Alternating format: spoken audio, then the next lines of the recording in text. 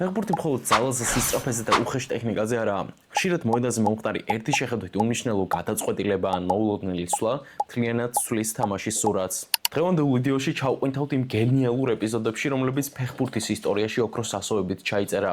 მოემზადეთ, რადგან ნახავთ არა მხოლოდ ლამაზ გოლებსა თუ ფინტებს, არამედ იმ დაუჯერებელ ტაქტიკურ ხრიკებს, ჭკვიანურ პასებს, მოულოდნელ გადაწყვეტილებებსა და ინტელექტუალურ სვლებს, რომლებმაც გულშემატკივრები აღაფრთოვანა და მოწინააღმდეგეები შოკში ჩააგდო. ეს არის მომენტები, რომლებმაც დაგვანახა, რომ ფეხბურთი ნამდვილი ჭადრაკია მწვანე მოედანზე. ასე რომ დალაიქე ვიდეო, გამოიწერე არხი და ჩართე ზარისღილაკი, რათა არ გამოტოვო მომდევნო საინტერესო ვიდეოები. ფეხბურთში არაერთი გენიოსი ყოფილა, მაგრამ ცოტა თუ შეედრება მესის თავისი მოედნის ხედვით, გადაწყვეტილების მიღების სისწრაფითა და დაუჯერებელი ინტელექტით. ის არ არის მხოლოდ გოლების მანქანა ან დრიბლინგის ჯადოქარი. ის არის მოაზროვნე ფეხბურთელი, რომელიც ყოველ სვლაში, ყოველ პასსა თუ შეხებაში იკითხება უმაღლესი დონის საფეხბურთო IQ. მესი ის მოთამაშეა, რომელიც ხედავს იმას, რასაც სხვები ვერ ამჩნევენ, რომელიც ერთი წამით უსწრებს მოვლენებს და მეტოქეს ყოველთვის აოცებს თავისი გენიალური გადაწყვეტილებებით. დღეს მე სწორედ მესის ამ მომენტებით დავიწყებ ვიდეოს და მის კარიერაში მსგავსი მომენტები უამრავია. ასე რომ მოემზადეთ, რადგან გაგაოცებთ მისი საფეხბურთო გონება. ჯერ მინდა გაჩვენოთ ის მომენტები, სადაც ის ბურთს საერთოდ არ ეხება. ამ მომენტში არგენტინელმა გაატარა ბურთი და ვიდალი გაიყვანა დასარტყმელ პოზიციაში. აქაც გაატარა ბურთი და დააღწია პრესინგს თავი. და მთავარი, ამ მომენტში ის არც კი იყურება გრიზმანისკენ. ტრადიციულად ჯორდი ალბა უკეთებს პასს საჯარიმოში, მესი ატარებს ბურთს და გრიზმანს გააქვს გოლი. აი, ამ მომენტში კი მესი იღებს ბურთს, უახლოვდება საჯარიმოს, შედის უფრო სიღრმისკენ, თუმცა პასს აკეთებს იქით, საითაც არავინ ელოდა. მათ შორის არც მე და არც მის წინ მდგომი ფეხბურთელები. ფეხბურთში ხშირად გვინახავს მომენტები, სადაც ერთ კონკრეტულ ფეხბურთელს აყავს მეორე ფეხბურთელი მთელი თამაშის განმავლობაში და მესის კარიერაში მსგავსი მომენტები უამრავია. მატეო კოვაჩიჩი პერსონალურად იცავდა არგენტინელს მთელი პირველი ტაიმის განმავლობაში და არ აძლევდა მარტო დარჩენის საშუალებას, რის გამოც ბარსელონას არაფერი გამოუვიდა პირველ ტაიმში. აი მეორე ტაიმში კი მესიმ გადაჭრა ეს პრობლემა და ის რომ კოვაჩიჩი მას პერსონალურად დაძდევდა, ეს თავისი გუნდის სასიკეთოდ გამოიყენა. რაკეტიჩმა მიიღო ბურთი, მესიმ კი დაიწყო გვერდით გაწევა. დააკვირდით ამ მომენტში კოვაჩიჩს. იმის გამო რომ მას ევალებოდა მესის პერსონალურად დაცვა, ამ მომენტში ის გაყვა არგენტინელს, რომელმაც თავის მოძრაობით ხორვატს სივრცე გაუთავისუფლა, რათა შეტევა წამოეწყო. დანარჩენი კი მათზე იყო დამოკიდებული. პასი რობერტოზე, შემდეგ სუარესზე და გოლი. მატჩის შემდეგ ბარსელონას მაშინდელმა მწვრთნელმა ერნესტო ვალვერდემაც გაამახვილა ამ მომენტზე ყურადღება. ის ამბობს, რომ მესის პერსონალურად აყვანა ზოგჯერ ეხმარება მათ გუნდს. ის ასევე ამბობს, რომ პირველი ტაიმის შემდეგ მან და მესიმ განიხილეს თუ როგორ ჩამოეშორებინათ კოვაჩიჩი. გენიალური ასისტი, რომელიც კოლომუანიმ გაუკეთა მბაპეს ნიდერლანდების წინააღმდეგ. ჩუამენი აკეთებს პასს, ხოლო კოლომუანის ერთი შეხებით გაყავს მბაპე 1-1-ზე. ალბათ იფიქრებთ, რომ თამაშგარა იყო ამ მომენტში, მაგრამ არა, რადგან მოგატყუე. დაიჯერებ თუ გეტყვი, რომ კოლომუანი საერთოდ არ შეხებია ბურთს. მან უბრალოდ გააკეთა ისეთი მოძრაობა, თითქოს პასს აკეთებდა, მაგრამ ახლო კადრებში ჩანს, რომ ის ბურთს საერთოდ არ შეხებია. დააკვირდით ამ ორ ფეხბურთელს. ორივე მათგანს ეგონა, რომ ის პასს აკეთებდა. ვანდაიკმა ჯერ ტრაექტორია შეიცვალა, ხოლო მეორე ფეხბურთელი ცდილობდა თამაშგარაში ჩაეტოვებინა მბაპე, მაგრამ არ გამოუვიდა, რადგან კოლომუანი საერთოდ არ შეხებია ბურთს. ალბათ დამეთანხმებით ამ მომენტში თქვენს გეგონათ, რომ პასი გააკეთა, თუმცა მან მოატყუა როგორც მცველები, ასევე მაყურებელიც. ფეხბურთის ისტორიაში ყველაზე დიდი ანგარიში დაფიქსირდა 159-0 ას ადემასა და სოლ ემირნის შორის. ეს კი იყო გამოწვეული მსაჯის მიმართ პროტესტით, რა დროსაც ფეხბურთელებს გაქონდათ თავიანთ კარში გოლი.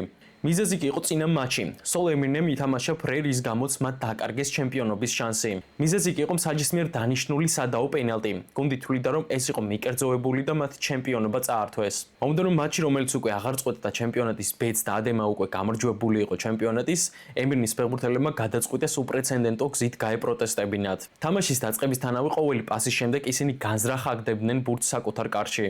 ამ ტაქტიკის შემდეგ 159 ავტოგოლი გაიტანეს. ფეხბურთის ისტორიაში კი ყველაზე დიდი ანგარიში დაფიქსირდა. მოწინააღმდეგე გუნდის ფეხბურთელები გაოგნებული უყურებდნენ და არ ერეოდნენ მომხდარში.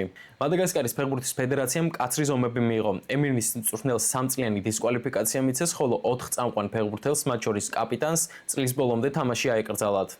ესენი იყვნენ წინა ვიდეოს სწორი კომენტარის ავტორები. დღევანდელი კითხვა კი შემდეგნაირია. გამოიცენით, რომელი სპორტის სახეობაში იყენებდნენ ფეხბურთის ბურთს. სწორი კომენტარის ავტორები ტრადიციულად მოხვდებიან ჩემს მომდევნო ვიდეოში.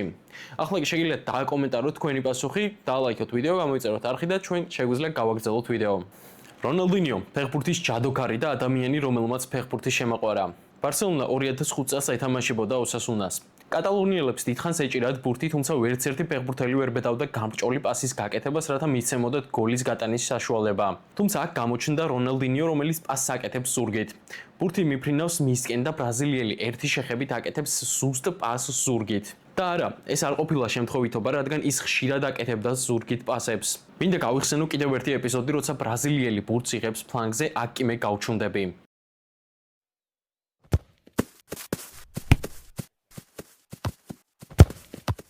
პასი ჩანაფიქრი სიზუსტე არ ვიცი უბრალოდ სიტყვები არ ყოფნის. ერთადერთი ცუდი ის არის ამ ეპიზოდში, რომ ჰენრი კარსონმა ვერ შეძლო გოლის გატანა და ბარსელონას მომავალმა მეკარემ პინტომ აუღო დარტყმული. თუ გახსოვთ გოლები, რომლებიც ჯარიმის დარტყმის დროს ბურთი ცოცხალი კედლის ქვემოთ ძვრებოდა და ისე შედიოდა კარში. რონალდინიო ერთ-ერთი პირველი იყო, ვინც შეასრულა მსგავსი ჯარიმა და გაიტანა გოლი. 2005 წელს ის ურტყავს ჯარიმას, ბურთი კი ძვრება ცოცხალი კედლის ქვემოდან. ზუსტად ამ დარტყმის გამო დღესაც ვხედავთ ფეხბურთელებს, რომლებიც ცოცხალი კედლის უკან წვევიან, რათა თავი დაიზღვიონ. და ხო, მსოფლიოში საუკეთესო ფეხბურთელიც კი არ თაკილობს დაწოლას ცოცხალი კედლის უკან. სამულეტო, ადამიანი, რომლის დანახვის დროსაც მეკარეები შიშისგან ცახცახებდნენ და არა მისი გოლების გამო, არამედ მისი ეშმაკური ქცევების გამო. მაშინ როცა ის ჩელსიში თამაშობდა, ერთ-ერთი მატჩის დროს მოხდა ასეთი ეპიზოდი. მეკარეს ეჭირა ბურთი და გადაწყვიტა კალად ბურთის სილეთი გაეკეთებინა, რა დროსაც ეტომ არ დააყოვნა და საჭირო მომენტში გამოაცალა მეკარეს ბურთი. აქ გამოჩნდა აზარი, რომელმაც ახალი შეტევა წამოიწყო და საბოლოო ჯამში ეპიზოდი გოლით დასრულდა. აქვე გეტყვით, რომ მსგავსი გოლი დღევანდელ ფეხბურთში შეცვლილი წესების გამო არ ითვლებოდა. მე კიდევ მგონია, რომ არანაირი წესების დარღვევა მან არ ყოფილა. შემდეგ მატჩში ჩელსი ეთამაშებოდა ჩემპიონთა ლიგაზე შალკეს. გერმანელების მეკარე დიდხანს ფიქრობდა თუ საით გაიკეთებინა პასი. ეტომ შეამჩნია, რომ მეკარე ნერვიულობდა და მისკენ დაიძრა, რა დროსაც გადაწყვიტა მეკარემ ბურთის ამოტანა, მაგრამ უკვე გვიანი იყო. კამერუნელმა უბრალოდ გაწია ფეხი და კარიერაში ერთ-ერთი ყველაზე მარტივი გოლი გაიტანა. აქ უნდა აღვნიშნოთ ასევე ჟოზე მოურინიო, რადგან მატჩის შემდგომ ეტო ამბობს. მინდა მადლობა გადაუხადო ჟოზე მოურინიოს, რადგან ეს მისი იდეა იყო, რომ მეკარეზე ზეწოლა გამეკეთებინა. შემდეგი გენიალური მომენტი მოხდა ფიორენტინასა და ვერონას შორის. ფიორენტინას ფეხბურთელი იღებს ტრავმას მოედნის ცენტრში და თამაში ჩერდება, რადგან ჯარიმაა. თითქოს არაფერი განსაკუთრებული არ ხდებოდა. ვერონას ფეხბურთელი ბურთს აგდებს მინდვრის საფარზე, რა დროსაც ფიორენტინას მცველმა გადაწყვიტა ერთი შეხებით კარისკენ დაერტყა. მცველმა არა მარტო დაარტყა კარისკენ, არამედ მეკარეც გადაუგდო თავზე და გოლიც გაიტანა. რა თქმა უნდა, ვერონას ფეხბურთელებს პრეტენზია ჰქონდათ მსაჯის მიმართ, რადგან მათი თანაგუნდელი სამედიცინო დახმარებას ითხოვდა.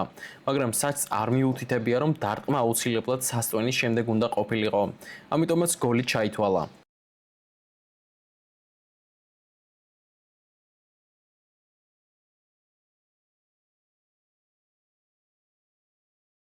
მეგობრებო, თუ ვიდეოს ამ მომენტამდე უყურეთ, ესე იგი მოგეწონათ ის. მაშინ დალაიქეთ, გამოიწერეთ არხი და ჩართეთ ზარის ღილაკი, რათა არ გამოგრჩეთ მომდევნო საინტერესო ვიდეოები.